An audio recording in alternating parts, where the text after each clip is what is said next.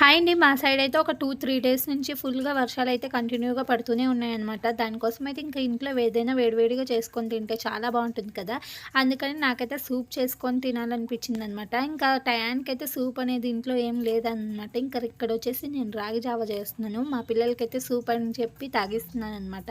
ఇంకా ఇదైతే హెల్తీ కూడా కదండీ! ఈ చల్ల చల్ల కూల్ వెదర్‌లో అయితే ఈ వేడి వేడి సూప్ తాగితే చాలా బావుందనమాట.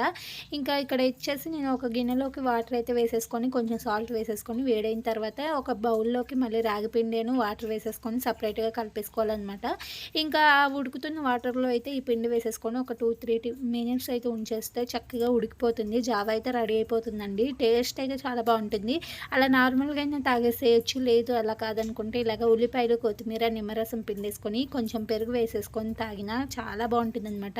ఇలా ఒకసారి ట్రై చేయండి. చాలా టేస్టీగా అనిపిస్తుంది. ఎప్పుడు తినని వాళ్ళు కూడా చాలా ఇష్టంగా